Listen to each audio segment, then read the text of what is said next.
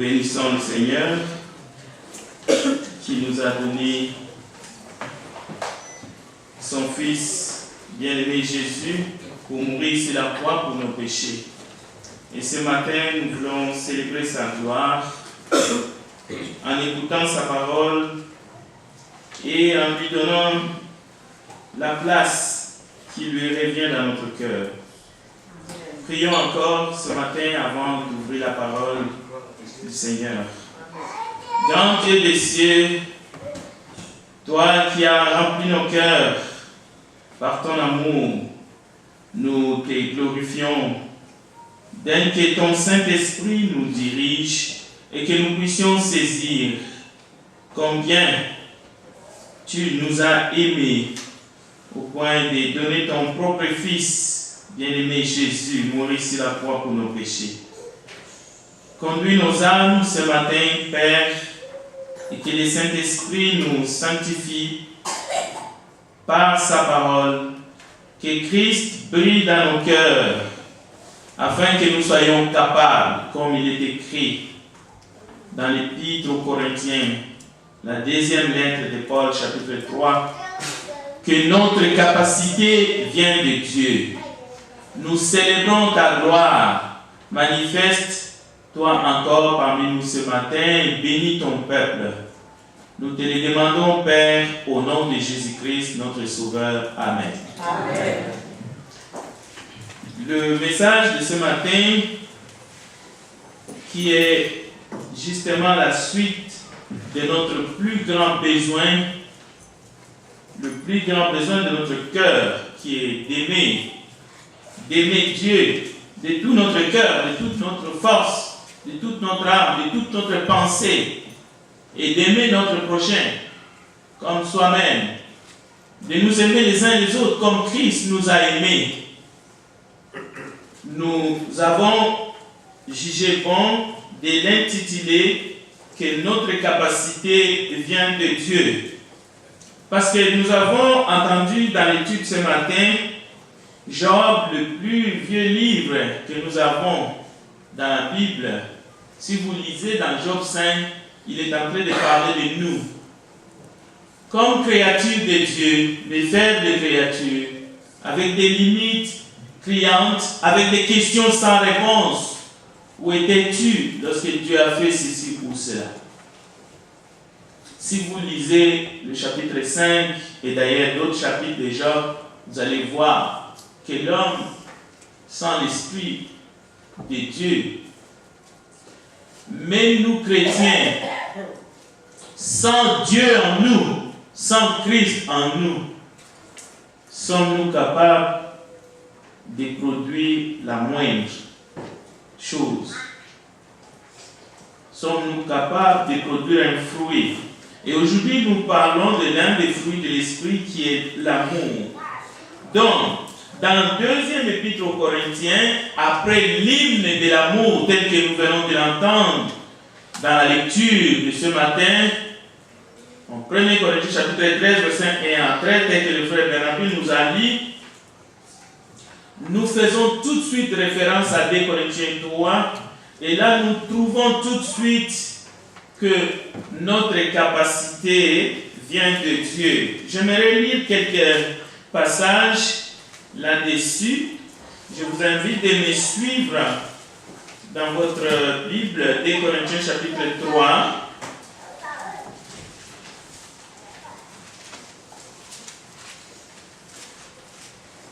Deuxième épître des Corinthiens, au chapitre 3, nous lirons quelques versets.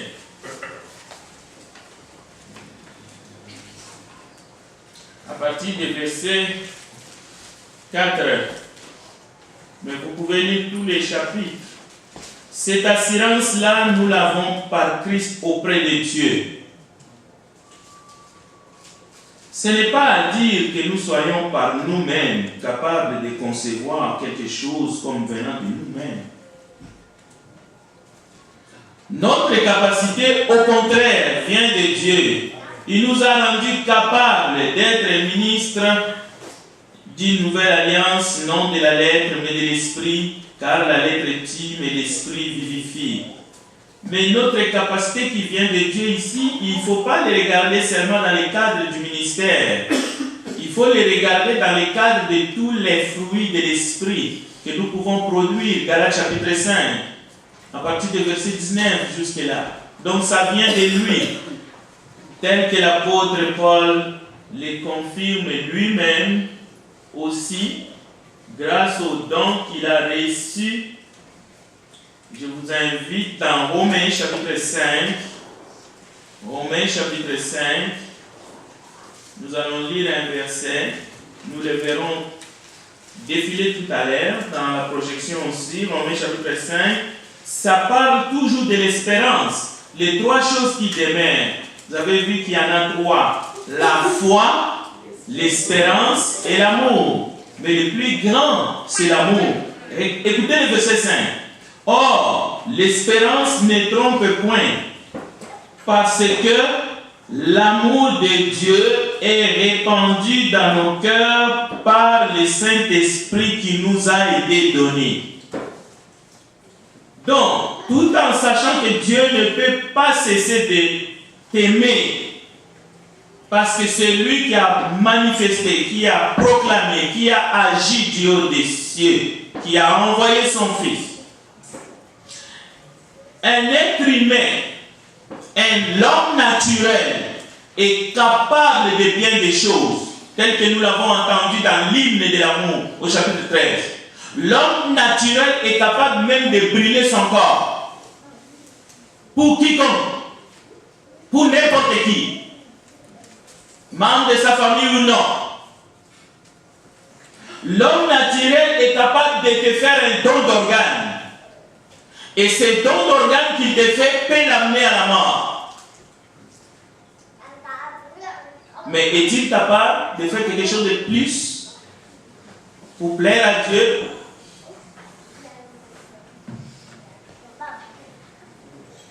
Un humain peut offrir sa vie pour toi. Même dans le domaine de la famille, même dans le domaine du couple, bien de gens, bien de hommes, bien de femmes. J'ai lu une femme, sa raison de vivre était son mari. Et elle faisait tout pour lui. Et le jour que son mari a quitté ce monde, elle a décidé de ne plus manger. Et tranquillement, on est venu la retrouver morte dans son lit. Parce qu'elle a refusé de manger. Sa raison de vivre n'était plus. Dieu ne cessera jamais de t'aimer.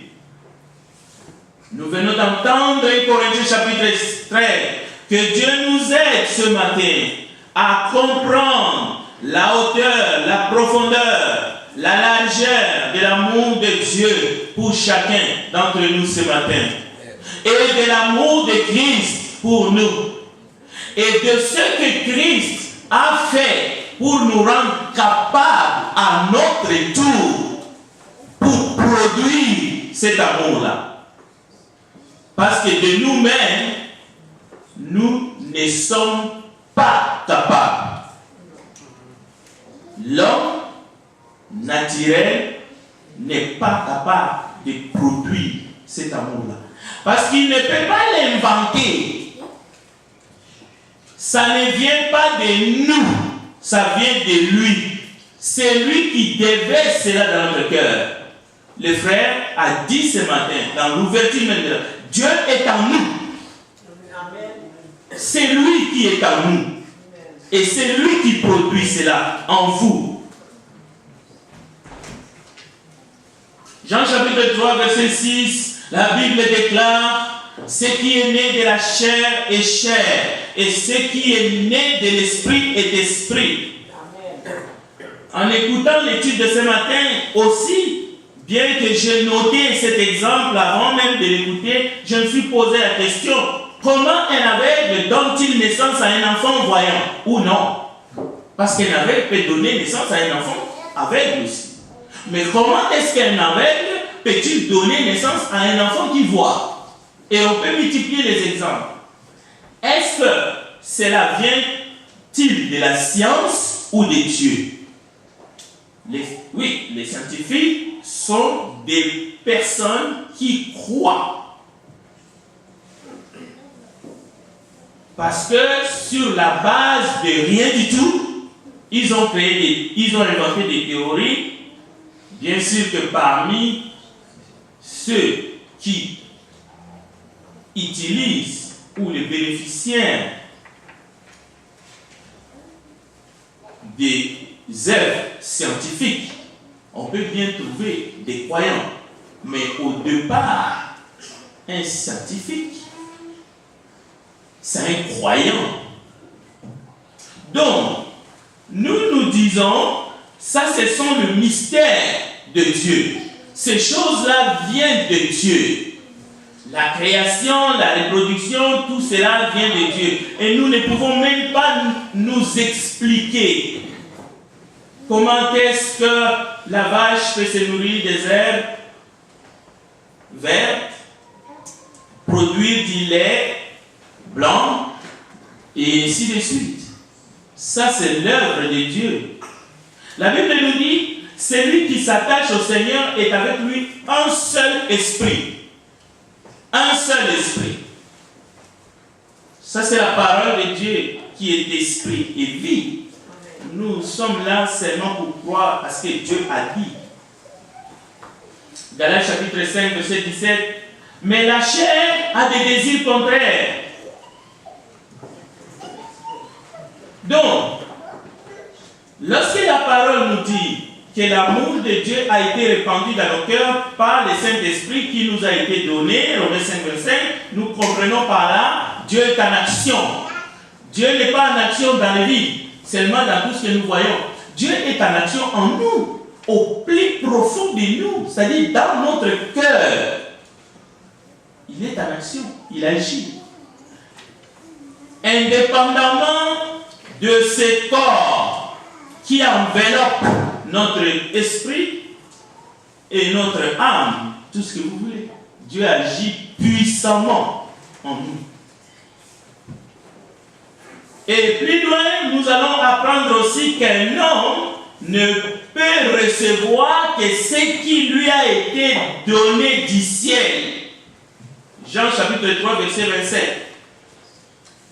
Et cette parole, Jean-Baptiste le disait par rapport au Seigneur. Mais ça s'applique à nous. Ça s'applique à nous par rapport au don du Saint-Esprit. Et d'abord au Saint-Esprit qui est un don que Dieu nous donne par la foi. Le jour de notre nouvelle naissance. C'était, je pense, c'est le plus grand miracle. Jésus a dit, je vous l'ai dit, parmi ceux qui sont nés des femmes, et il parlait des gens dans Luc 7, 28, il n'y en a pas de plus grands que les gens. Cependant, dans le royaume de Dieu, les plus petits dans le royaume de Dieu est plus grand que Jean. Donc, nous devons comprendre que si Jean était serviteur de Dieu, c'est parce qu'il a reçu la grâce d'être conçu d'un père et d'une mère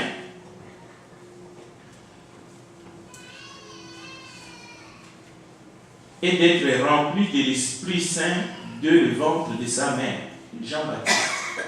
Élisabeth, son père, et sa mère, et Zacharie. Ils ont reçu une promesse. Et Jean a servi Dieu. Et nous sommes devenus fils de Dieu par la foi en Jésus-Christ. Et la Bible nous dit, il nous a abreuvés de son Esprit Saint. Nous disons que nous devons croire au Saint-Esprit et nous devons croire à toutes les promesses de Dieu et nous devons vivre selon les promesses et la parole divine. Nous devons croire ces choses. Si Dieu dit que tu es capable de produire les fruits de l'Esprit Saint, selon Galates chapitre 5, verset 19, il faut y croire. C'est ces fruits-là que tu es en train de produire. Pas plus ni moins. Et ces fruits-là n'ont pas différentes couleurs. Il n'y a pas le Saint-Esprit couleur bleue. Donc, il n'y a pas l'amour couleur bleue, l'amour couleur rouge, l'amour couleur noire. Il n'y a pas la patience, différentes qualités. Il n'y en a pas. Soit c'est le fruit du Saint-Esprit, soit c'est le fruit de la chair. Jean chapitre 7, verset 38. Jésus déclare, celui qui croit en moi, des fleuves d'eau vive couleront de son sein, comme dit l'Écriture. Et il dit, mais celui qui boira de l'eau que je lui donnerai n'aura jamais soif. Et l'eau que je lui donnerai deviendra en lui une source d'eau qui jaillira jusque dans la vie éternelle. Ça, c'est la parole de Dieu. Nous sommes des fils et des filles. Vous êtes des fils et des filles. Vous êtes des co-héritiers de Christ. Nous sommes les co-héritiers du Fils unique de Dieu. Et ça, et ça, le diable essaie de nous faire douter. Il va essayer de te le faire douter d'une manière ou d'une autre. Et beaucoup de gens aussi essaieront de vous le faire douter. Donc, nous avons reçu du ciel la plénitude de toutes ces choses. En Christ, bien entendu.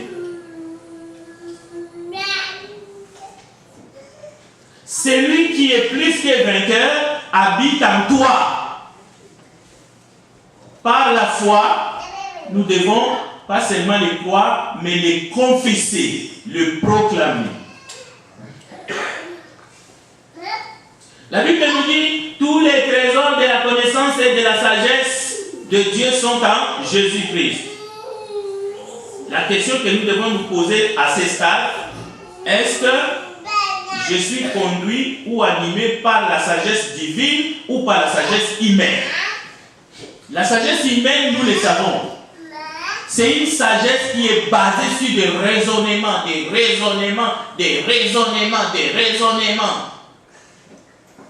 jusqu'à un point où on raisonne et puis il ne reste plus rien. Quand on dit il ne reste plus rien, ça veut dire qu'il ne reste plus la foi. La sagesse humaine ou la sagesse des hommes, Jacques déclare qu'elle est diabolique. Point. Parce qu'elle ne respecte pas les normes divines. Mais la sagesse de Dieu, la sagesse d'en haut, on sait qu'elle est pleine de foi. La sagesse humaine vient de la chute d'Adam et Ève dans le jardin d'Éden. C'est pour cela qu'il est dit, celui qui vient d'en haut est plus grand. Mais nous n'avons pas reçu l'esprit du monde. Nous ne parlons pas selon le monde. L'homme s'efforce par l'observation. L'homme s'efforce par l'expérience. L'homme s'efforce par la réflexion. Il essaie de connaître. L'homme veut connaître Dieu. L'homme veut interpréter même les choses spirituelles. Mais la foi obéit. La foi croit. La foi avance vers Dieu avec la parole, avec ce que Dieu a dit. La foi reconnaît la faiblesse de la créature que nous sommes en tant que corps. Mais la foi voit le Dieu invisible, le Dieu puissant qui agit en nous, qui est capable de nous transformer au point d'être élevé dans les ciels, dans l'enlèvement à la rencontre du Seigneur notre Sauveur. Ça, l'homme charnel ne peut pas le saisir. Ésaïe chapitre 11, verset 1 à 2, nous lisons, un rameau sortira du tronc d'Ésaïe, un rejeton naîtra de ses racines. l'Esprit de l'Éternel reposera sur lui. Ici, on est en train seulement de définir l'Esprit de Dieu, l'Esprit de Christ. Écoutez, c'est un esprit de sagesse et d'intelligence. À ne pas confondre avec la raison humaine. Ici, il s'agit de l'intelligence de comprendre les choses d'en haut. C'est un esprit de conseil, c'est un esprit de force, c'est un esprit de connaissance, c'est un esprit de crainte de l'Éternel. Et c'est cet esprit-là que nous avons reçu par la grâce, c'est cet esprit-là qui nous a été donné comme gage de notre salut. Ça, c'est la parole prophétique qui habite en nous. Parce que le Christ vit en nous. Cette parole est vie en nous. Un exemple que nous devons prendre en compte ce matin, bien aimé, c'est l'enseignement de Jésus sur le pardon. L'homme naturel est incapable de pardonner. Même si vous attendez dehors, oui, le pardon, non. L'homme naturel est incapable de pardonner selon l'esprit de Jésus-Christ, selon la parole de Dieu. Il est incapable. Mais par contre, l'enfant de Dieu, c'est lui en qui l'Esprit de Dieu habite et demeure. Pas à cause de sa chair, pas à cause de sa nature pécheresse qui a été mise à mort sur la croix avec le Christ, le jour de son baptême. Mais parce que le pardon de Dieu coule dans son cœur, le pardon du Père, et c'est un texte biblique. Le Père a déposé en nous son pardon. Il nous a accordé le pardon, mais il a déposé, nous sommes des dépositaires. Nous avons reçu ce pardon en nous. Colossiens chapitre 2, verset 2 à 3, afin qu'ils aient le cœur rempli de consolation, qu'ils soient unis dans l'amour et enrichis d'une pleine intelligence pour connaître le mystère de Dieu, savoir Christ, mystère dans lequel sont cachés tous les trésors de la sagesse et de la connaissance. En qui? En vous qui croyez. En vous qui êtes en Christ. C'est ça les richesses spirituelles. C'est de cela que nous avons été appelés. Donc, nous ne sommes plus des hommes naturels. Nous sommes des hommes spirituels. Parce que nous sommes les temples du Dieu vivant. Donc nous ne devons plus toujours nous regarder dans la mesure, nous ne sommes pas capables de ci, nous ne sommes pas capables de cela, nous ne sommes pas capables. Non. Parce que c'est Dieu qui agit en nous. Amen. Je suis incapable de t'aider, je suis incapable de t'aimer. Dans la chair. Donc, à la lumière de ces versets, nous devons comprendre que la sagesse et la connaissance, pour nous, c'est Christ. C'est lui qui est le détenteur et il nous a fait grâce. Il n'est pas seulement mort pour nous, mais il nous a donné toutes ces choses. Amen. La sagesse de Dieu, c'est Christ qui est la vie, la vérité. La sagesse de Dieu, le mystère de Dieu, c'est Christ en nous. Et c'est l'espérance de la gloire. Voilà comment nous pouvons nous aimer avec la force qui vient de lui. Voilà comment nous pouvons faire les œuvres de Dieu avec son aide. Parce que sans lui, nous ne pouvons rien faire. Nous ne pouvons rien faire signifie nous ne pouvons rien faire. Jean chapitre 15.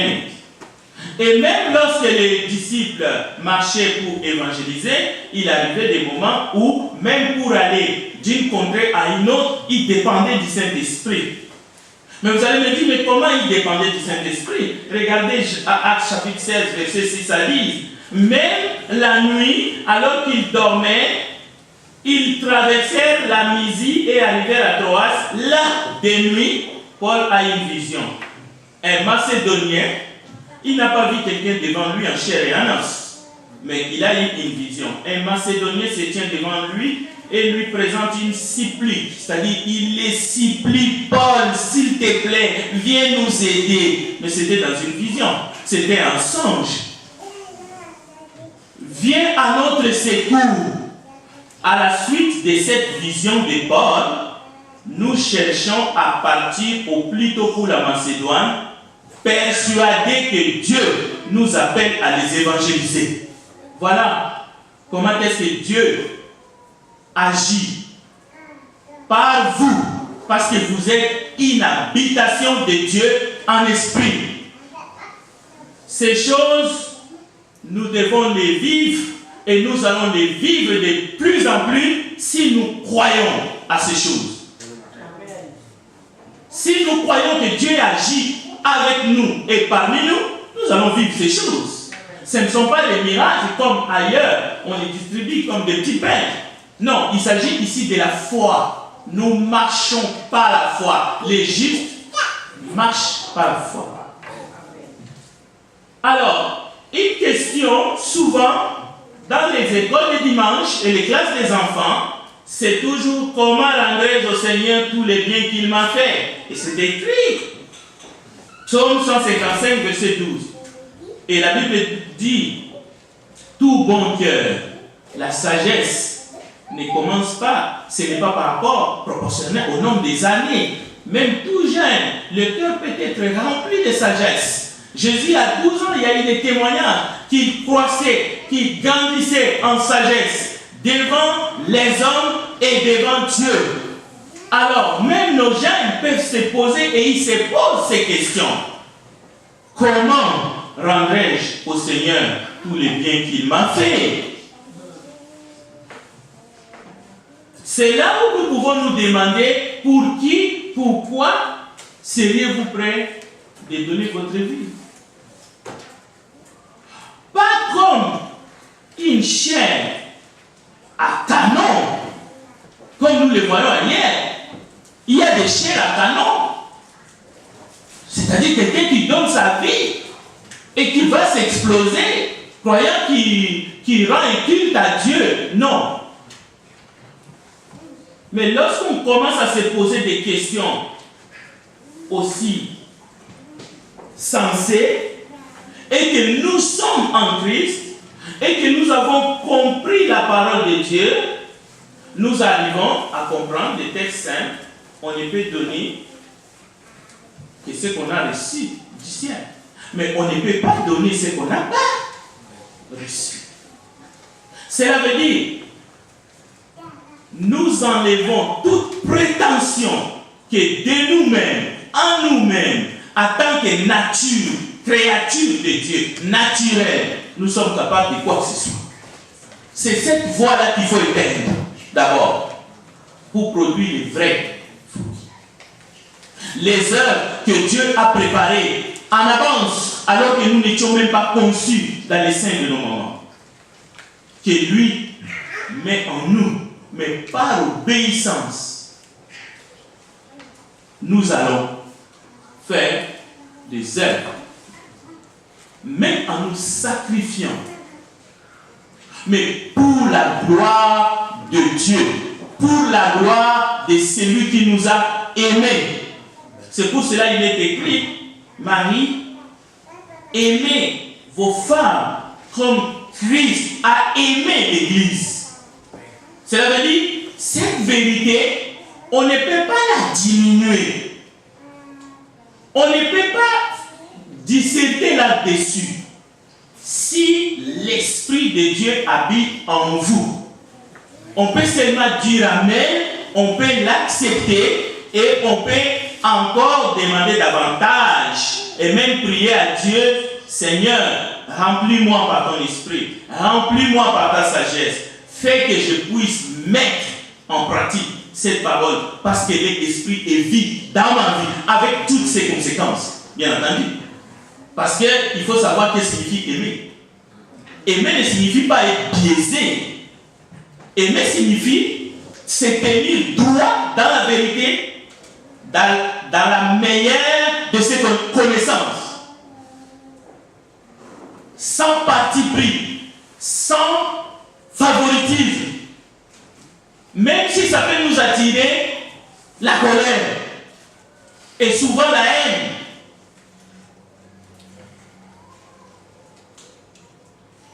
Il est vain de vouloir porter au loin. Il est vain de vouloir apporter cet évangile, même de l'aide plus loin, si la charité n'est pas en nous. C'est ce que nous avons dit ce matin. C'est ce que nous avons entendu de la bouche de notre frère Bernabé dans la lecture. La phrase qui revient, c'est « si je n'ai pas la charité ». Si je n'ai pas la charité, si je n'ai pas la charité, mais il s'agit de la charité qui vient de Dieu, de la charité que Dieu dépose en nous. Il ne s'agit pas de la charité qu'on peut fabriquer soi-même. Et on ne peut pas l'avoir. Si on ne l'a pas, on ne l'a pas. Mais on peut faire tout le reste. On peut prendre tous ces avoirs et les distribuer aux pauvres. On peut le faire. Parce qu'on a ces avoirs-là. On peut parler en langue parce qu'on est polyglotte. Mais la charité que Dieu nous donne, c'est une charge. Pourquoi? C'est cela qui nous aide d'être un exemple, une communauté exemplaire. C'est cela qui fait que les gens vont voir et disent, regardez comment ils s'aiment. C'est par cela que les gens vont nous reconnaître que nous sommes les disciples de Christ. C'est grâce à cette charité-là, cette charité qui vient de lui, cette charité qui est un don de l'Esprit, cette charité qui nous fait vivre sans discrimination.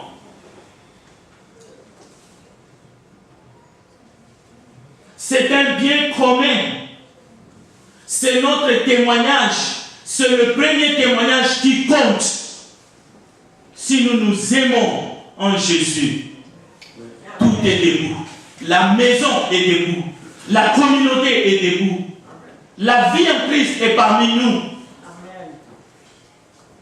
Et nous pouvons faire, nous pouvons compter, nous pouvons comptabiliser. Et chaque fois, nous pouvons simplement dire merci. Parce que nous reconnaissons que nous sommes incapables de rendre à Dieu, de rendre à notre Seigneur tous les biens qu'il nous a fait, y compris la respiration et tout le reste, et la vie en Christ.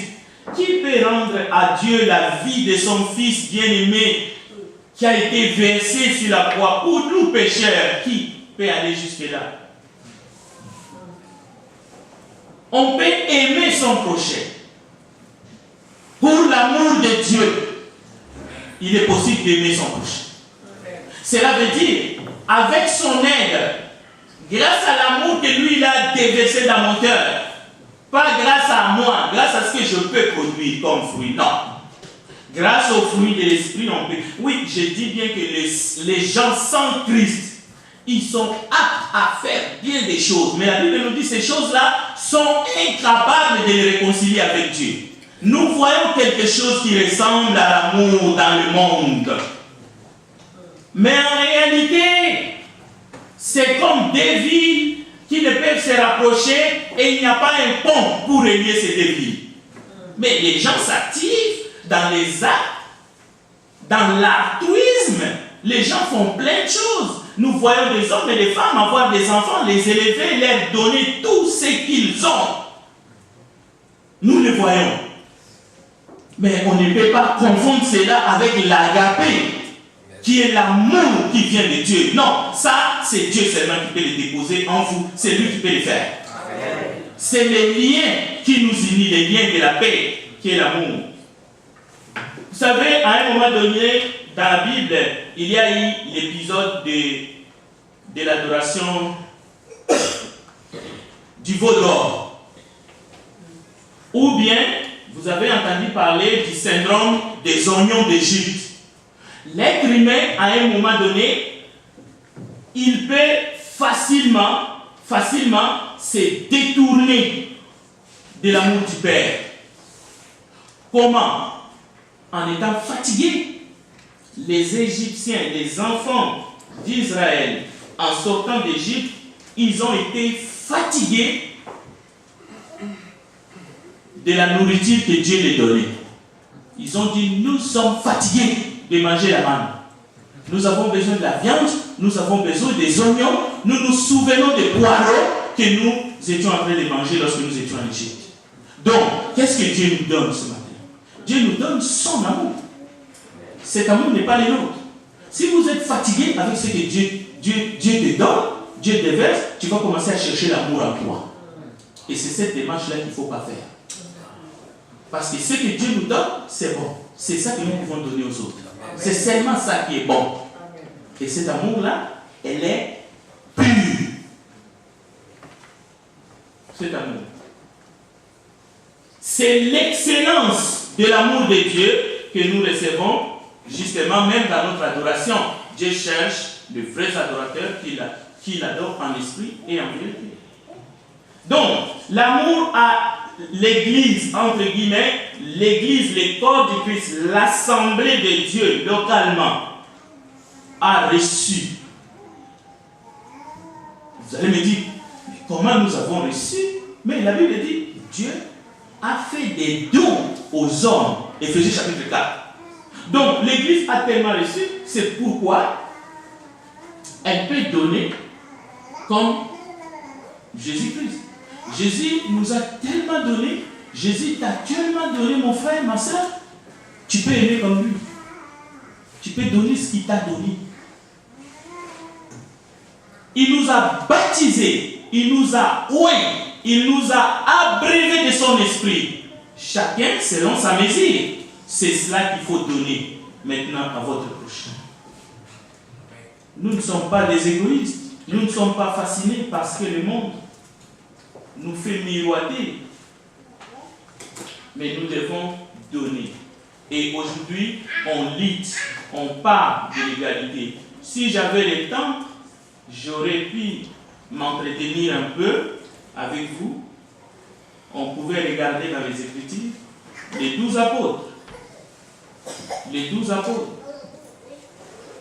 Malgré des limites, des moments de tension dans leur vie, ont-ils vécu fidèlement? Parce qu'ils font partie des fondements de l'Église. La vraie question est là. Étaient-ils des hommes comme toi et moi? La réponse est oui. Même s'ils ont vu le Seigneur, mais la Bible dit heureux ceux qui n'ont pas vu, mais qui ont cru. Mais d'abord, le fait d'être apôtre, et il y avait d'autres disciples qui n'étaient pas apôtres, mais ils ont été envoyés. Ne sommes-nous pas aussi envoyés ce matin? L'apôtre le plus jeune, Jean, après l'ascension de Jésus, il est allé prêcher en Samarie avec Pierre. Il a fui la persécution des Romains. Il a quitté la Palestine. Il est allé à Éphèse. Était-il comme toi et moi? Oui. Mais vous savez, les dénominateurs communs de tous les apôtres et de tous les disciples, au 1er siècle, même jusqu'au 5e siècle par là, la Bible nous dit dans Apocalypse chapitre 12, verset 11b, ils n'ont pas aimé leur vie jusqu'à craindre la mort. Alors, ne donnons pas l'impression que si notre foi est mise à l'épreuve, nous allons évoquer des arguments comme non, notre foi n'était pas comme les autres, non, attention, ainsi de suite. C'est un danger. C'est un danger permanent pour la foi de l'Église, aujourd'hui, 2000 ans après. Et ce n'est pas ça la prédication de l'Évangile. Jésus-Christ est le même hier, aujourd'hui et éternellement. Amen. Je vais terminer avec l'image de deux personnes. Étienne et Jésus. Je ne parlerai même pas de mon Seigneur. Vous savez ce qu'il a fait? Vous savez ce qu'il a dit aux deux brigands qui étaient crucifiés avec lui? Il a dit une parole simple. Père, pardonne-leur, car ils ne savent ce qu'ils font. Et cette parole-là, nous nous approprions de cette parole-là. Mais c'est lui qui a exercé sa foi. C'est lui qui a dit, Seigneur, souviens-toi de moi. Il a reçu quelque chose de plus. Jésus lui a dit, je te l'ai dit, aujourd'hui, tu seras avec moi dans les paradis. Amen. Qu'est-ce qu'Étienne a dit? Qu'est-ce qu'Étienne a fait en mourant? Jésus est plus grand que Salomon. Jésus est plus grand. Lui-même, il a dit, il y a ici plus grand. Il a répété plusieurs fois. Il était plus grand que Moïse. Il était plus grand que tout. Il est l'incomparable. Nous ne pouvons pas nous comparer avec lui dans sa nature divine. Mais dans les fruits que nous devons produire, dans notre exercice de notre foi dans la marche dans ce monde, nous devons marcher comme il a marché. Nous devons vivre ces choses. Étienne nous a montré, il a dit, il a répété les mêmes paroles. Ce n'était pas des limitations. Il a dit ce qu'il avait reçu. Il a donné ce qu'il a reçu. Il a prié pour ceux qui étaient en train de les lapider. Il a dit, Père, pardonne-leur, car ils ne savent ce qu'ils font. Amen. Que Dieu nous aide, à chacun ici qui est chrétien, de produire les mêmes fruits spirituels que les chrétiens. Amen. Amen. Que Dieu bénisse sa parole. Amen. Dieu vous bénisse.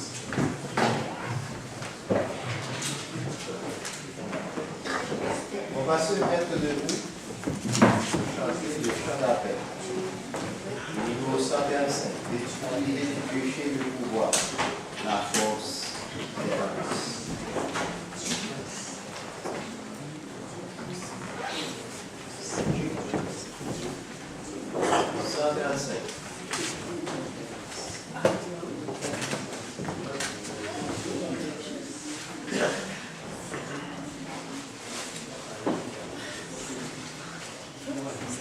Le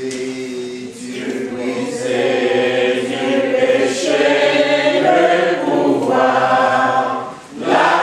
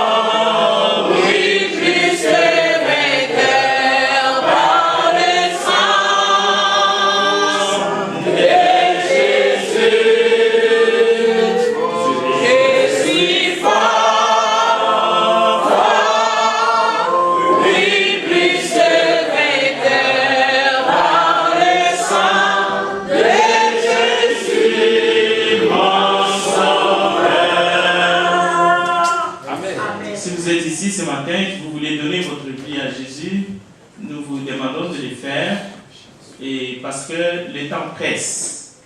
Prions ensemble. Nous te bénissons, grand Dieu, Sauveur. Nous te remercions pour ta parole. La parole de Dieu déclare, il leur envoya sa parole. Et cette parole les sauva. Bénis cette parole que nous avons entendue. Père, que cette parole puisse nous aider à cheminer vers toi, afin que nous puissions recevoir grâce et grâce et le pardon de nos péchés. Glorifie ton nom dans nos cœurs, au milieu de cette assemblée. Et nous prions pour nos frères et sœurs qui s'assemblent en ce moment ou qui le feront plus tard. Dans le nom de Jésus, nous avons ainsi prié. Amen. Amen. Maintenant, ceux qui ont été désignés pour présider à la table du Seigneur sont priés de passer en avant pendant que nous chantons le numéro 4. Viens au Jésus de ta grâce.